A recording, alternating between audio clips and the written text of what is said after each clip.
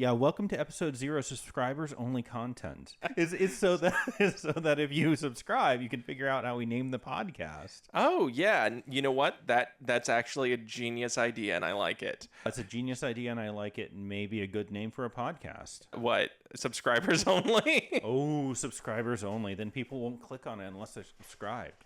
Oh. No. They'll feel like they're stealing something. Steal this podcast? Steal this podcast. That might be a podcast. We actually should be looking stuff up like this. Like to figure out what other podcast. No, fuck that. What we're going to do is we're going to come up with a name of a podcast that already exists. We're the important one, and they suck. So I'm thinking Joe Rogan Experience. Oh, I think I agree. We are the Joe Rogan Experience. This is brilliant. Yes. Joe Rogan Experiment featuring Tim Pool. That's my name. Yes. Joe Rogan Experiment featuring Louder with Crowder. Louder with Joe Rogan. Louder with Joe Rogan. The Joe Rogaine podcast. Oh. Ooh. And then we can just plug Rogaine the entire time. I bet there's huge ad dollars. Huge money in Rogaine. Yeah. Wait, is it called Propecia? Is there a real pill that'll grow your hair again? I mean, I remember hearing about that, but I don't know if anyone ever got it or checked out if it worked. Well, we know that at least Elon Musk supports gender-affirming care. I mean, for himself. For himself, yeah. Because the hair plugs. Hair plugs is perfect. If you are a man and you want to feel more manly, then you will keep your hair, and that's what he did. I mean, if I was a billionaire, I would have gender-affirming care too. Yeah, I know, right? Yeah.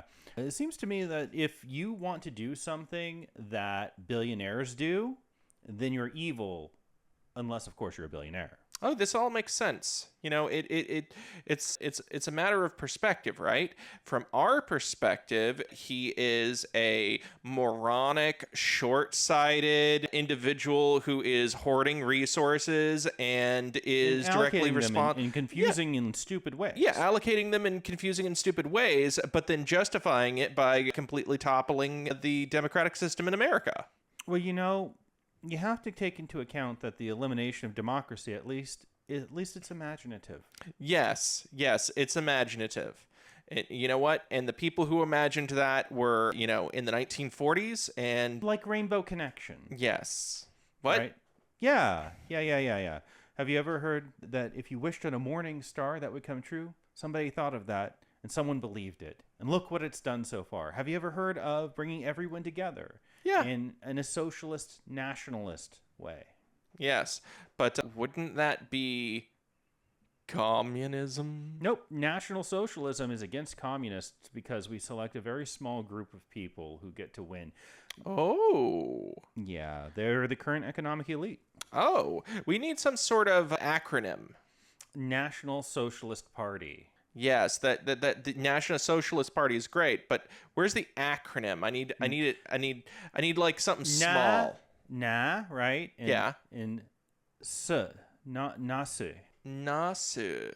No, yeah, Nasu. Well, if you add a Y at the end, it'd be Nasi. Oh, yeah. Oh no.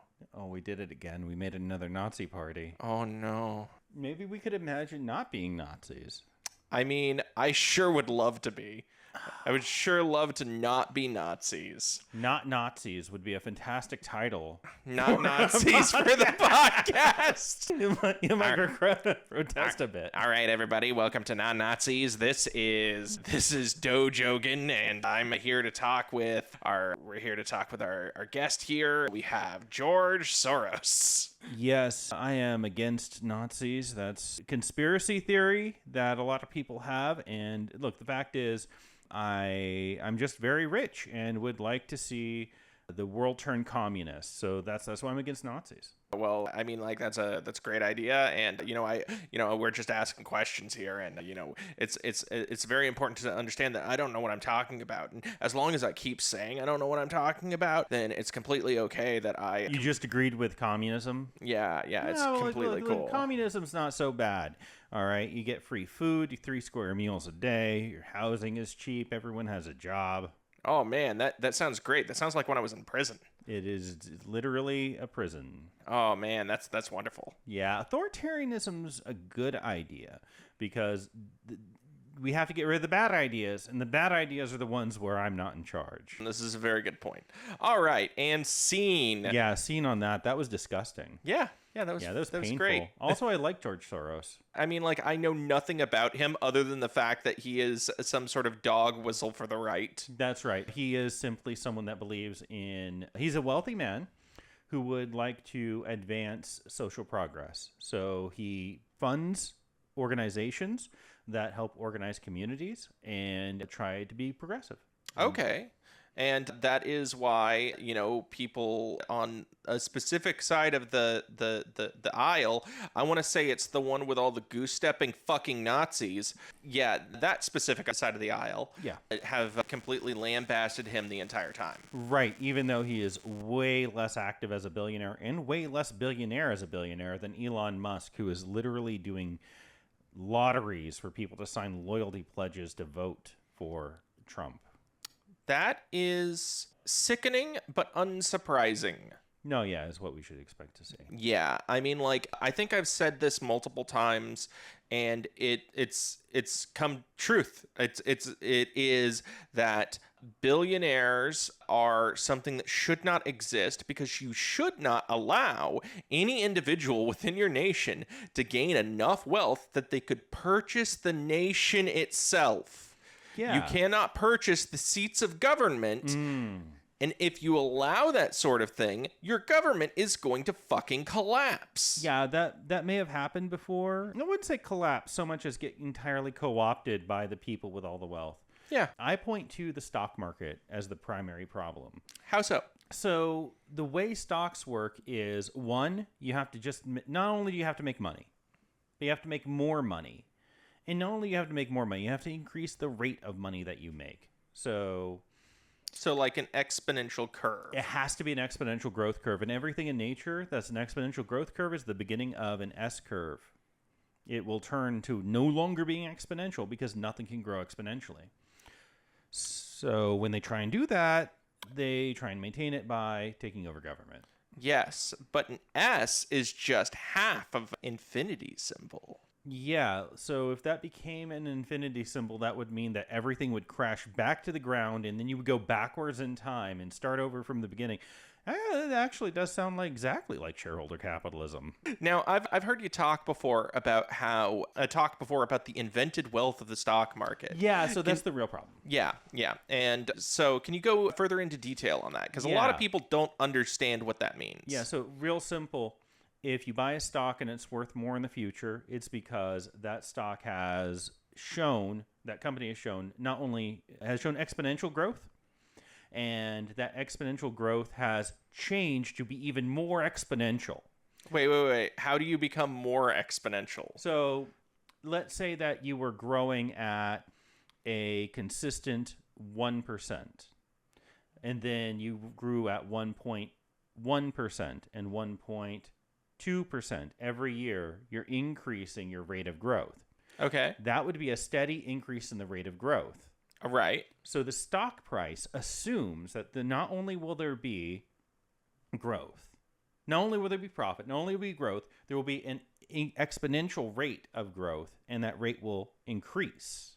Okay. Then if the stock goes up in value, it's because the rate of exponential growth itself has increased.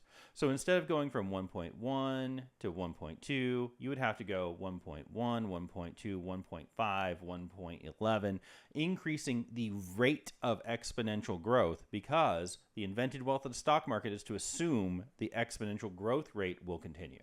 And this is why 12K TVs will not exist. Yeah. Oh, what do you mean? Well, there's an exponential growth curve, and then there is a plateau, right? Yes. You can only go so high before you hit fucking space. Yeah, no, that's exactly what happens, right? Like, I've got this 48-inch 4K TV in front of us, and if I'm about 2 feet away from it, the pixels start mattering. Oh no, the pixels start mattering when you're that close. Right. So I feel so bad for you. Well, turning heel is the best way to do comedy. I thought so. But the real solution, right, of bringing up to an 8K display, like at some point, it would have to be so large that it is an entire wall that I walk right up to, and it takes up my whole field of vision before I start seeing things. So yeah, 12K display makes no sense. Right.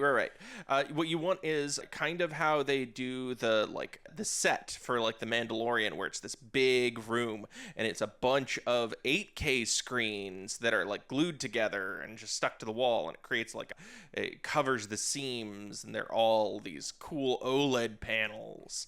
That's what you want. And then if you can make it the 3DS so that you can look at it and it's 3D and it adjusts to where you are, you will throw up everywhere because that's what the 3DS did to people.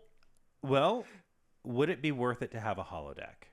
I mean, a holodeck is something that can be reasonably done with actual holography. So this is one of those things I've been following for a long time. Oh, cool. So I've seen some really cool stuff. There is this type of hologram where they shoot a laser at just some basic mist in the air, and then it causes the photons within that mist to shake, and it creates the kind of hologram, three-dimensional light that you see from the original Star Wars, where it looks like it's like this aliasing that's happening. I heard that they used this in Disney on the starship, the spaceship, the Star Wars spaceship. There's this reveal in the middle of the thing, towards the end, where Yoda floats out of something and he's a hologram. Oh. He's in the middle of a room, and everyone's sitting around looking at the thing, and Yoda's hologram floats up out of the ground. It's not a mirror or something. And so they're not using Pepper's Ghost or anything, it's right? not a Pepper's Ghost. It's definitely not a Pepper's Ghost. It looks 3D all around. Now, they closed it, so. Well, they're trying to keep it's secret. Keep it safe. Yes, yeah. They're keeping it secret. They're keeping it safe. This is them walling it off, and they're not letting us play with it. They're keeping it to themselves. They don't want us to have it. Yeah, that's probably not the conspiracy. Here's the conspiracy: light bulbs. Light bulbs are why So shareholder capitalism, this thing where you need exponential growth in your profits, right? It demands stability. If there's any warbliness to your income, to your growth, that is called risk. Now, systemic risk, like the earth falls apart or you destroy the environment, that's all, they ignore all that. That's called systemic risk. You can't take that into account. Right. The only risk that matters in finance is whether or not you are stable in the rate of your growth. And instability in growth rate destroys your value. That's called risk. It discounts the value of your exponential growth. What about the fact that these idiots are only capable of seeing in terms of quarterlies? Yeah, so this is exactly it. The quarterlies have to be completely stable, one after another. It's called earnings smoothing, where you hide money and make more money in different quarters to make sure it looks like a very stable earning. And it is essentially your job in corporate finance to make sure that you have stable earnings and you make the money at the right time in the right way, so it looks like a stable rate of growth. And that's why light bulbs sucked for so long. What do you mean? The corporations who needed to have very stable incomes no longer wanted to waste money on R&D. Okay. So they got together with a World Standards Commission and agreed on the standard for how you screw in the light bulb and how long a light bulb will last. Okay. So because they needed to have exponential growth in their stock, they needed stability. And because they needed stability, they needed to make sure that light bulbs would blow out and they'd have more light bulbs to sell. Okay, so this explains why there's some light bulb in a firehouse from the 1800s that's sitting there and has been on the entire time and hasn't died. Right, and the way they set it up is they could have made the tungsten filaments more stable. They could have made them so that if they're turned on and off, they didn't break so much. They could have even done any research to make that happen. But because they had these standards and they decided who was allowed to have the standard, they created an unnatural monopoly to make sure that only their people would make the money. And they somehow, even though they created a standard, they somehow created 5,000 different socket types to make it so that you didn't know which one you needed for some individual bullshit light that you were dealing with. Yeah, so they kept trying to do something different, and it didn't work out that way. But if you can get people to buy into your new standard, you've got them locked in. Okay, yeah. And that is stability on income, baby. So what we have is, you know how some years ago cans got wider mouths? Like soda cans? Yeah. I remember the first one being like Mountain Dew, and I think that was for the purposes of downing as much Mountain Dew as you could before you could taste it. Yeah, that's right. Which is the idea. They should have done that for, like, I don't know, an Irish car bomb. Anyway, First of all, that's called a 9/11 in Ireland. Oh, that seems very reasonable. Is it also called a tsunami in Japan?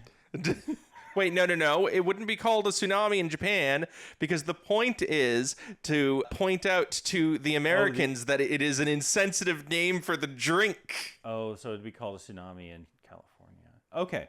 So What? all right. My point is that was a worthless innovation. This is what I learned in my master's in business and innovation, and it is worthless to do things that are good for the customer.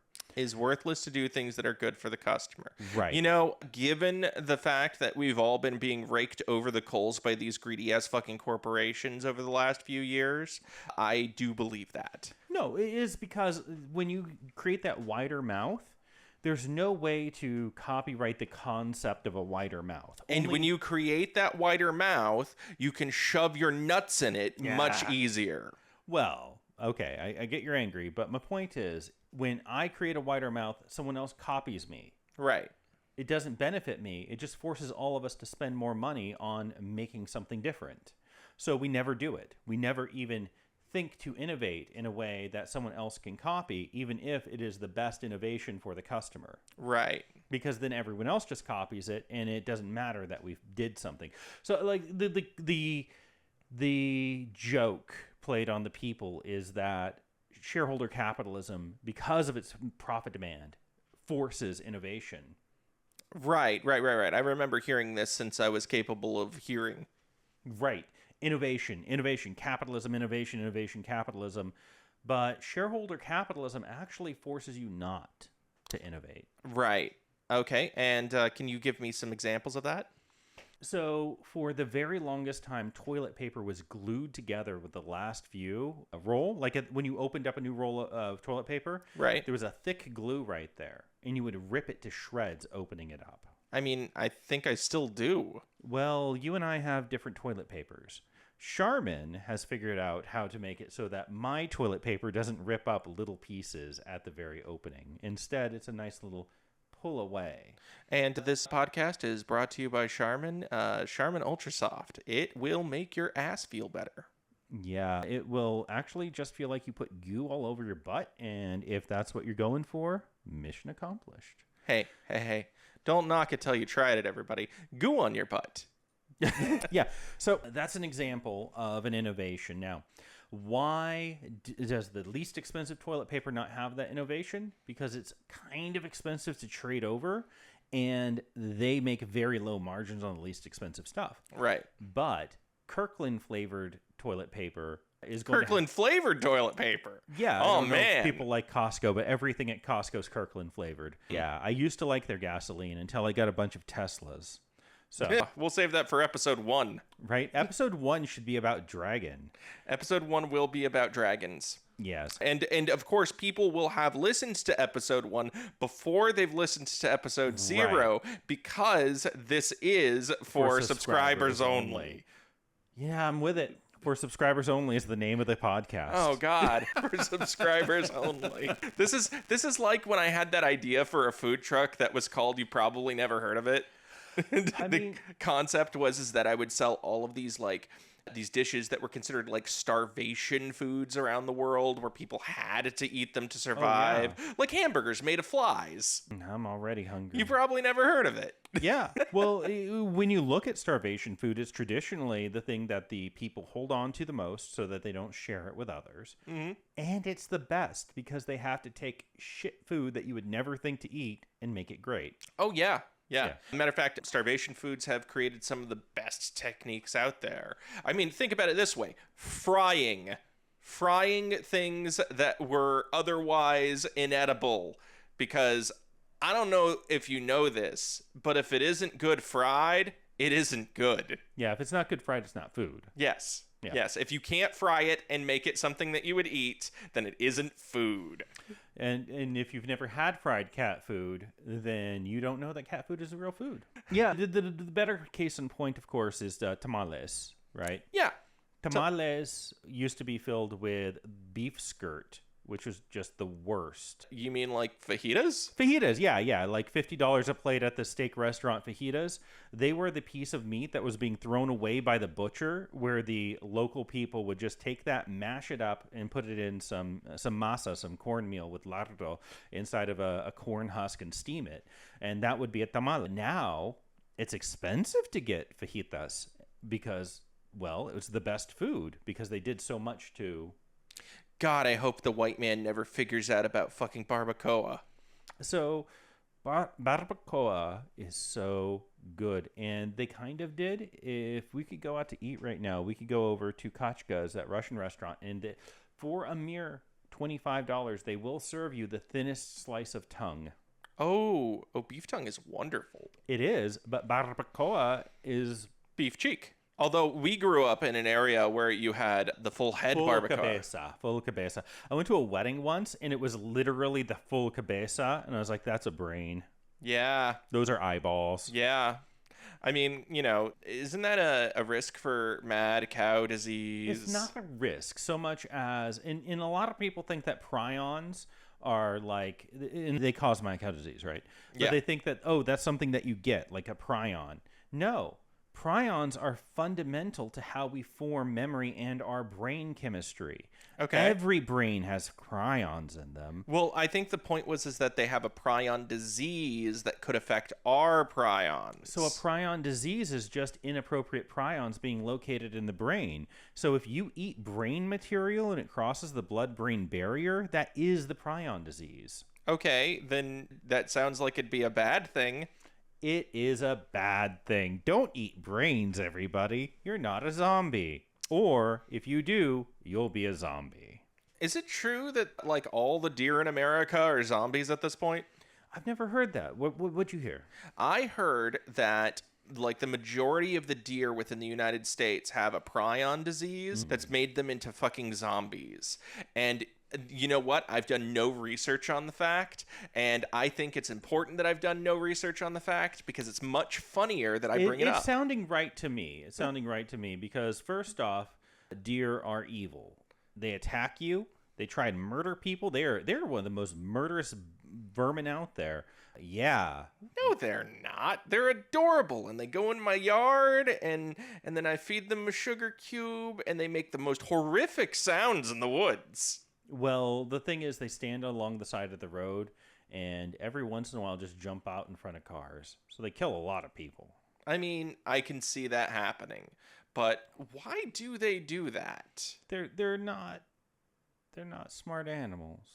I mean, I get that, but like is there something about a bright light coming towards them that makes them think, "Oh shit, I better get in its way"? Yeah, so they're not really trying to get in the way. They can't tell how fast it's going. They only know that it's something big and they need to get away. Oh, and they can't tell what direction it's coming from. And then a bright light confuses them because in nature, bright lights don't fucking exist except they're in the sky. Right. They don't come at you like that. So something's coming at you. And what an animal does when it's afraid, there are three things: fight, flee, or fawn. And often the deer have fawn. I know. They fawn. Yeah, the most common response from deer is to fawn. They are fawn, but to fawn is just to stand there, dumbfounded, and like submit. Okay, that's the number one response of a deer. The number two response is to flee, and then if you flee, you go in a direction. Now they don't see much of a difference of the 5 feet ahead of them versus behind them.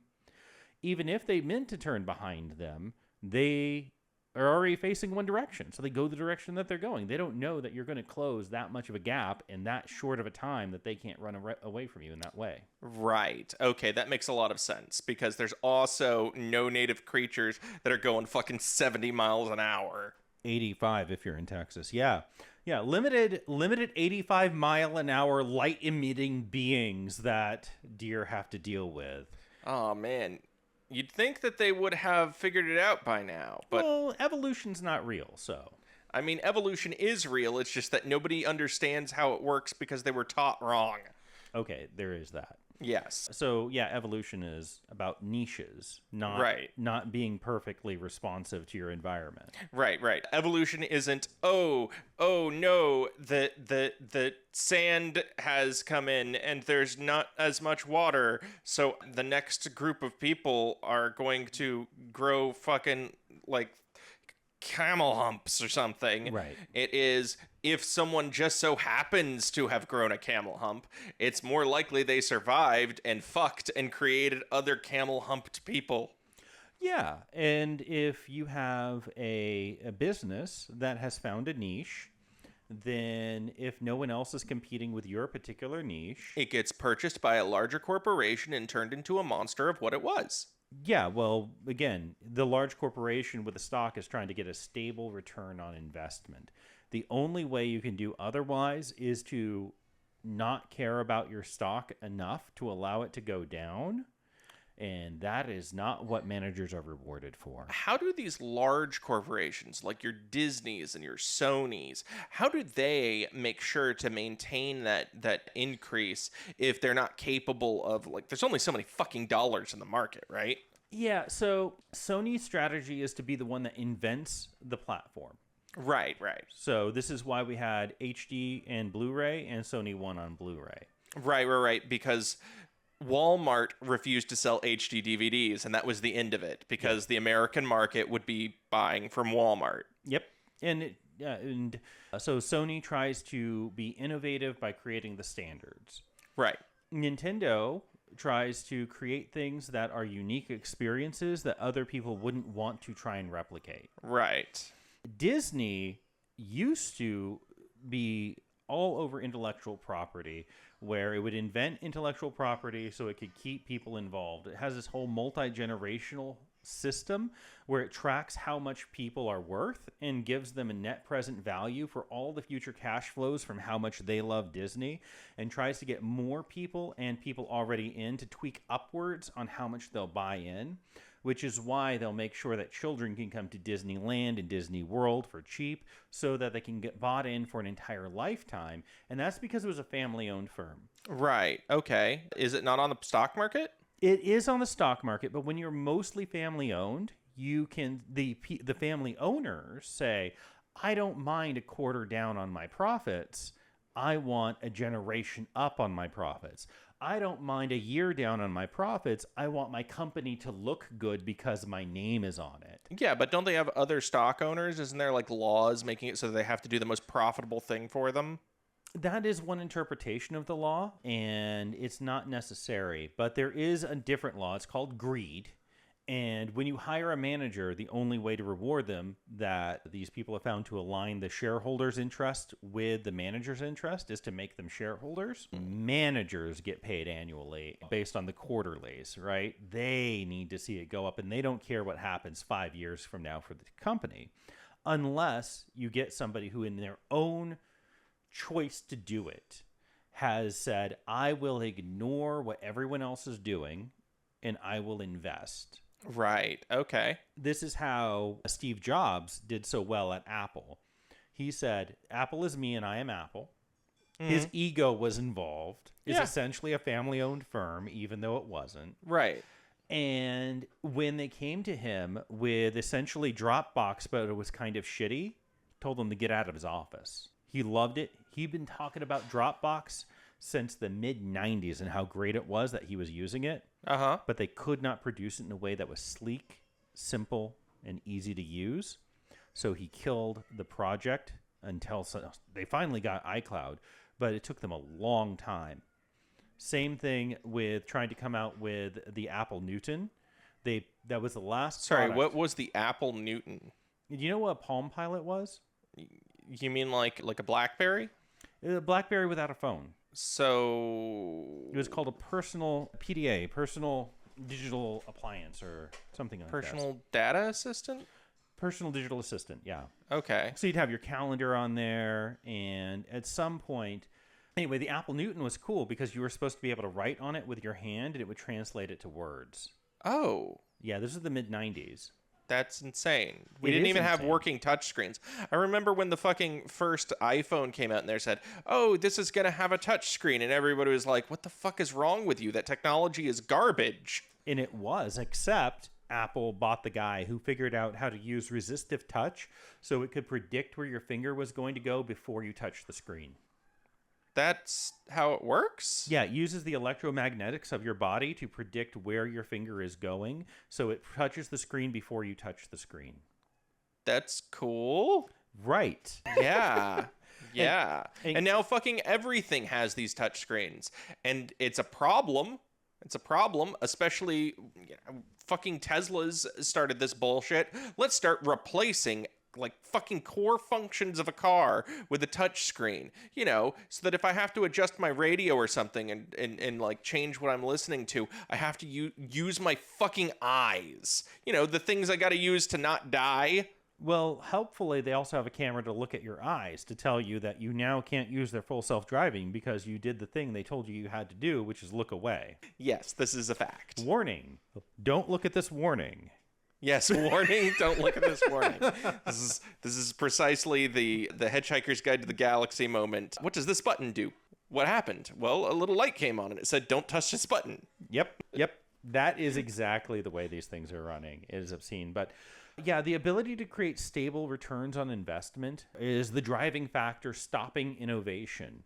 If you want to give Elon Musk any credit, he is willing to lose money by doing stupid things.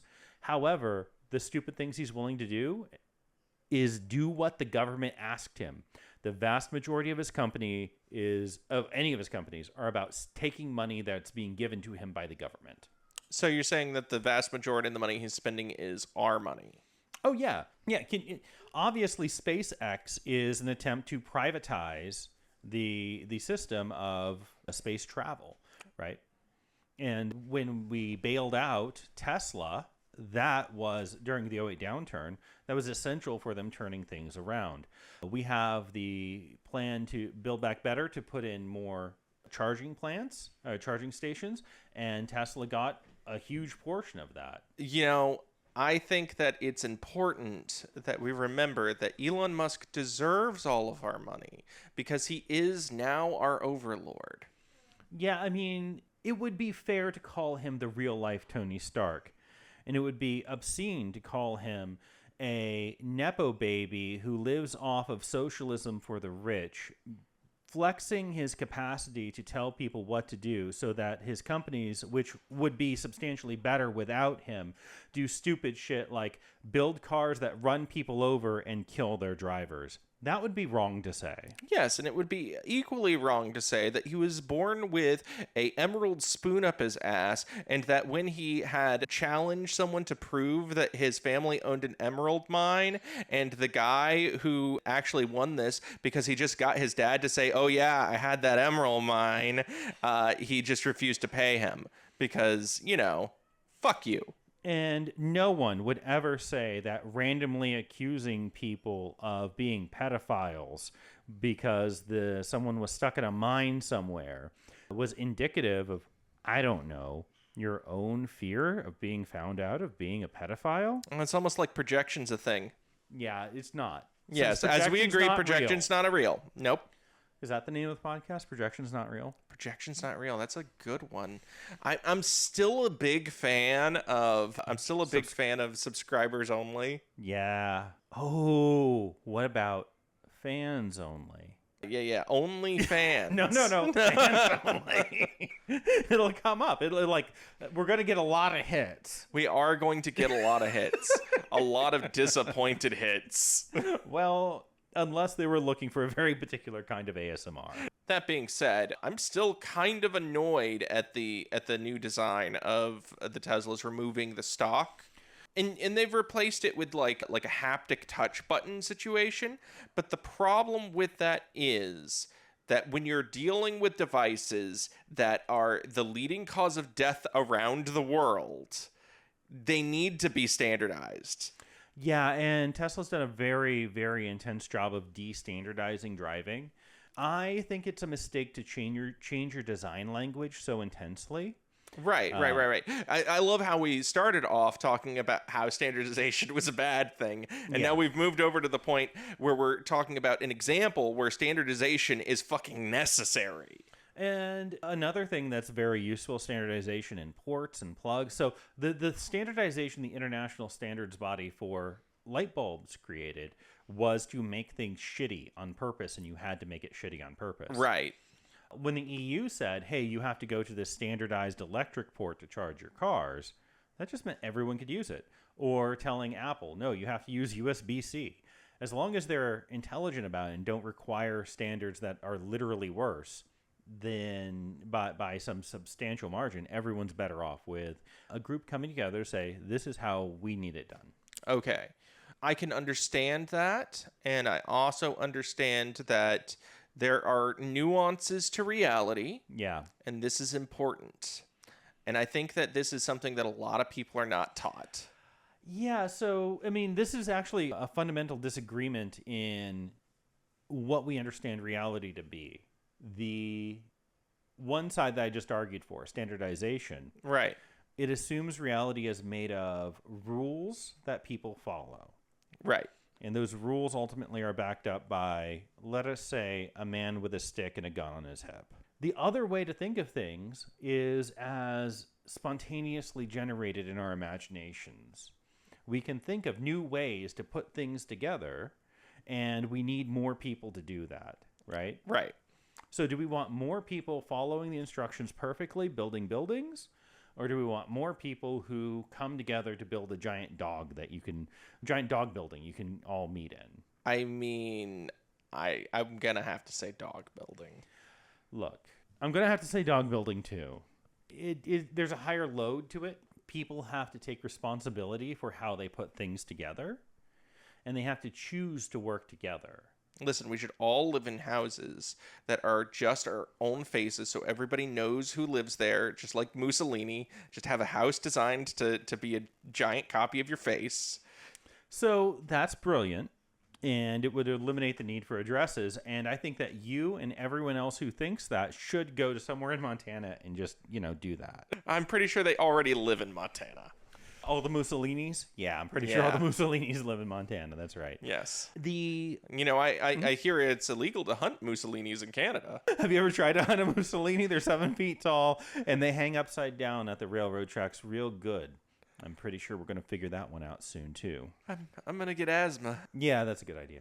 So the standardization idea would be if people just chose to do that. And we kind of see that happening with things like Blu-ray versus HD Blu-ray and chosen standardizing bodies. Right.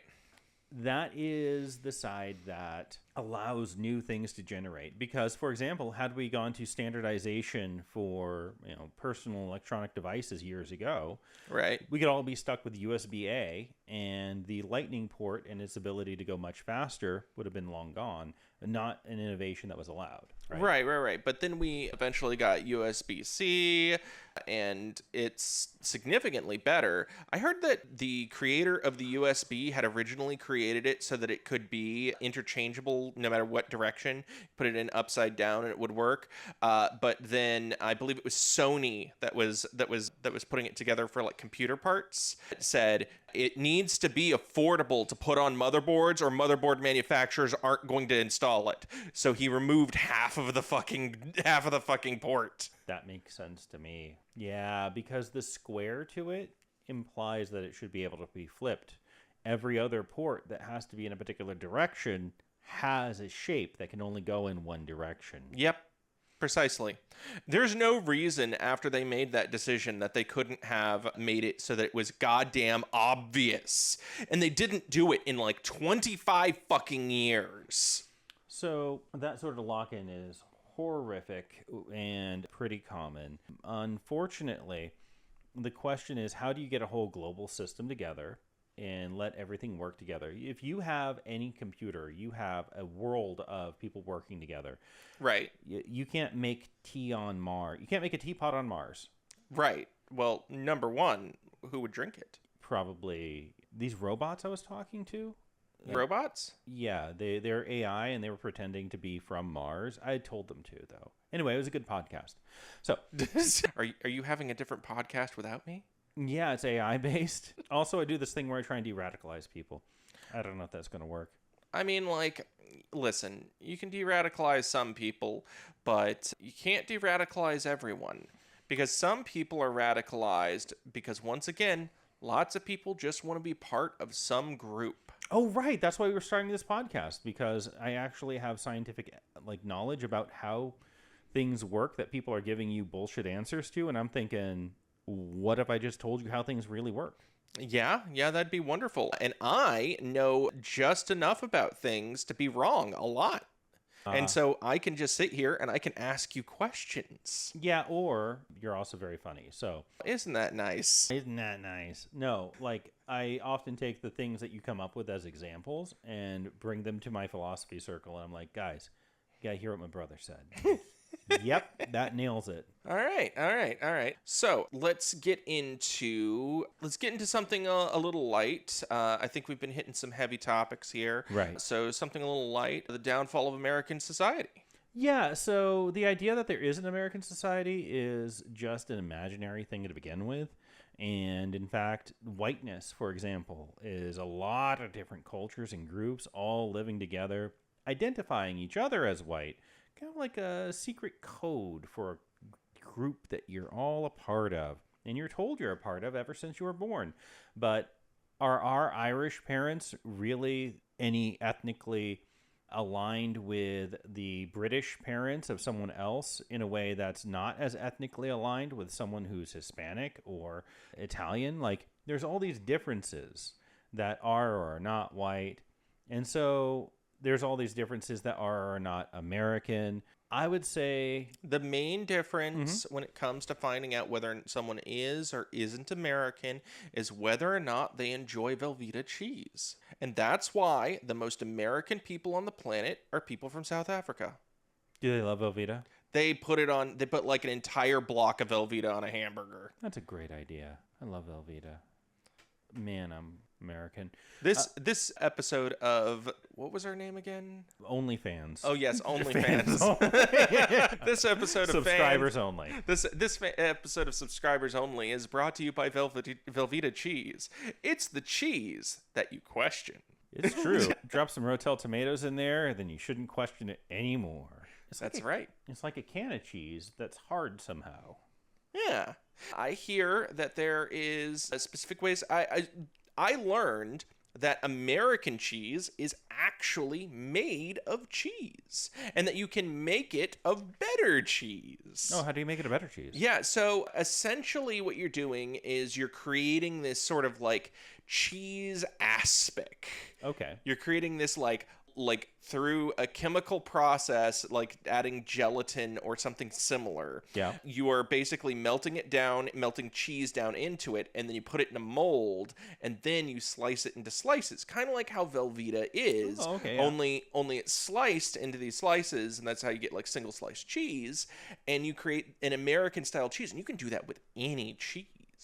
If you can melt down the cheese and it's got enough fat content, you can melt it down. So you can do that with like a smoked cheddar and or have smoked like Gruyere. some anything that you could fondue. It would probably work really well.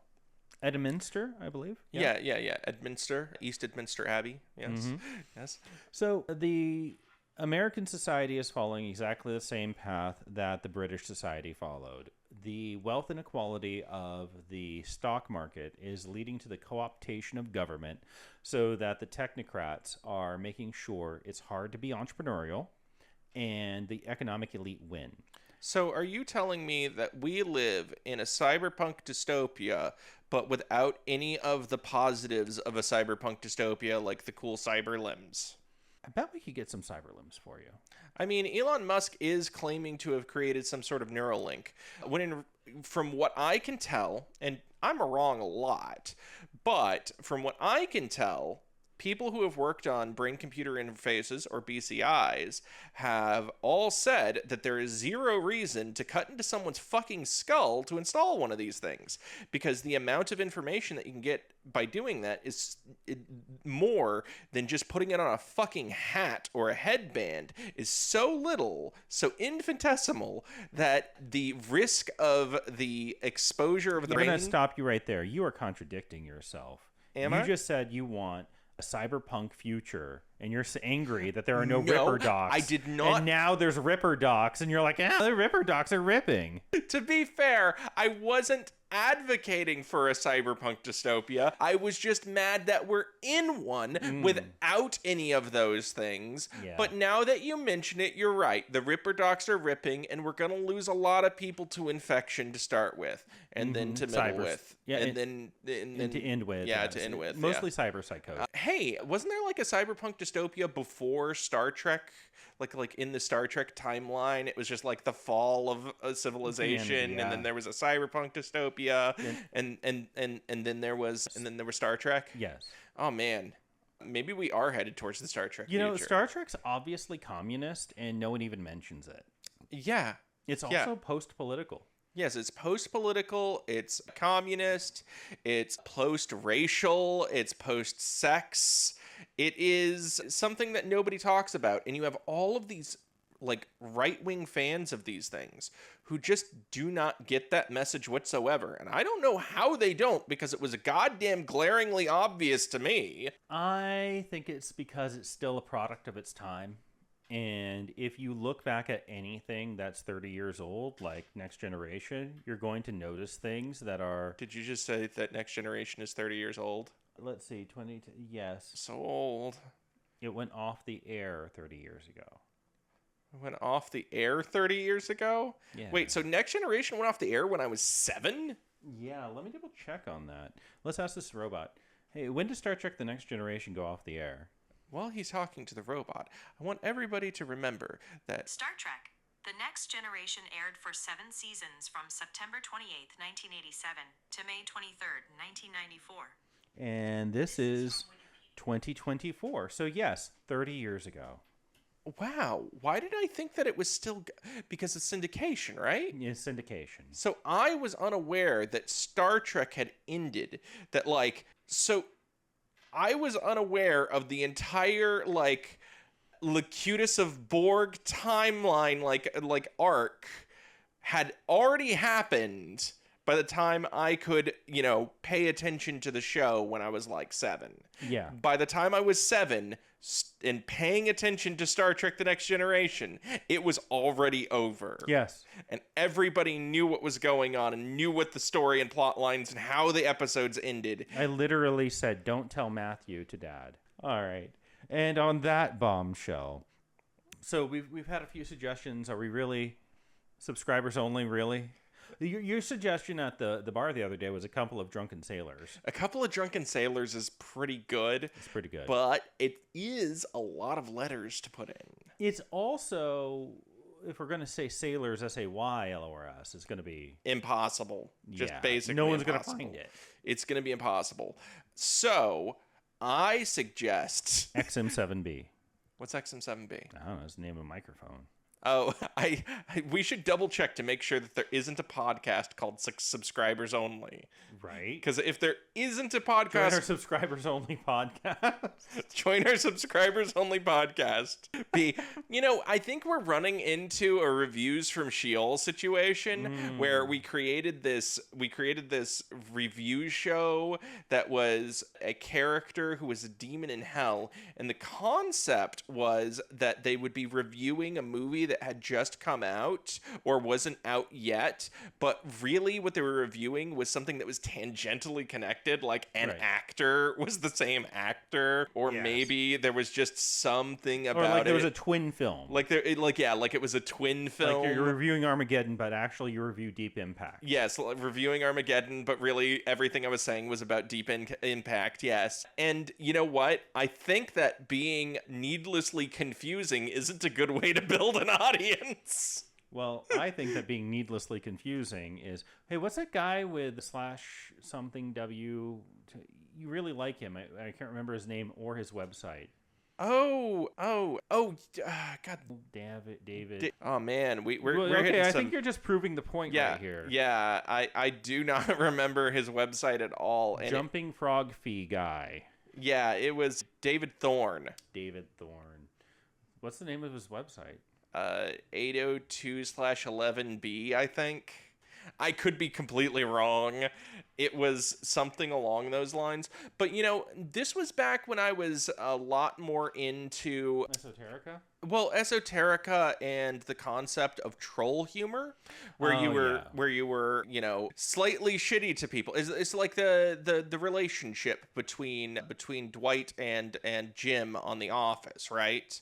Where Jim is a loving true friend. A loving true friend who put someone's stapler in Jell-O and yeah. That level of humor I was into at the time, but I don't know. Maybe it's hitting your 30s, your mid to late 30s, and then you're like, oh, maybe you should be nicer to people, or maybe it's because we've been dealing with the fall of society. No, I'm low testosterone too, so that makes sense. No, wait, nope, we got a full head of hair. That's right. Yeah, full head of hair. So low T.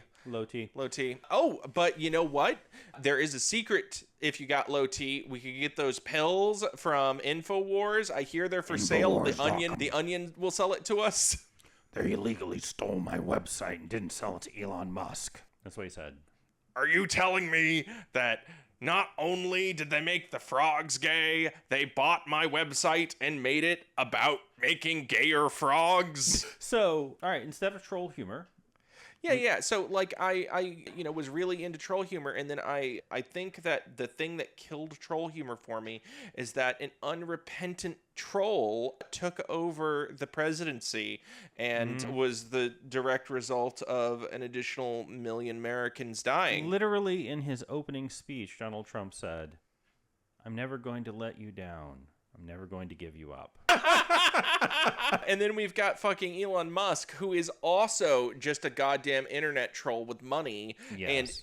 And doesn't have any chance of ever seeing any consequences and never has in his life once. The only consequences he's ever had was he didn't actually want to buy Twitter, but Delaware made him buy Twitter, which we all thought was funny because we knew he was going to crash it into the ground because he's a fucking idiot. Yeah. But then he fucking fell ass backwards into success again by using it to, sell the country to fucking Nazis. Yeah, and, I mean, Elon Musk spent $44 billion on Twitter and all he got was 3 branches of government. Yes. He spent $44 billion on Twitter, and all he got was 3 branches of government. Wow. So here's the deal. I think we should come up with a name then, because we're definitely officially, this is the podcast where we came up with the name. Yes. Mr. Calm, come over here. Mr. Calm, you get to decide which is better. Which is better? Is A Couple of Drunken Sailors a better podcast name, or should we call it Subscribers Only? I don't know, maybe... Or come up with a name for the podcast for Matthew and me. I don't know what the name. I don't know what the name? I don't know what the name Let's try again one more time. Well, wait. I demand a recount. Recount. Recount. Okay. That's another. Options are A Couple of Drunken Sailors. Or Subscribers Only. Survivor? Survivor. You can't say... If you can't say it, I don't think our one demo more time. Recount. Subscriber. Okay, Matt, we're going to have to come up with a new name. Because, look, the fact is, our target demographic is Bobby. Oh, this is a good point. Let's try again one more time. Mr. Com, come up, you know what a podcast is? It's a radio show. It's a radio. Yeah, what would you call your favorite radio show? What are the choice? It's anything you want. Just give us a name. The Sailors. The Sailors. The Sailors. Wait. It's kind of, our last name is spelled like a kind of troll. I guess it is, but it'll also be unsearchable. I want to choose... But if we name it Subscribers Only, then anytime anybody writes the word subscribers, will pop up. I don't think that's useful. I want to choose one more time. Okay, go for it. One other choice again. Wait. Subscriber. Subscriber? No. This is hard. Matthew, this is the hardest. It's a hard word to say. I understand. This is the hardest. But it sounds like he thinks subscribers only is the better option. It's pretty obvious he thinks subscribers only is the better option. Yeah. And What about fans only? Okay, fans only this. And that's the end, folks. We'll talk to you next week. Yep, fans only it is.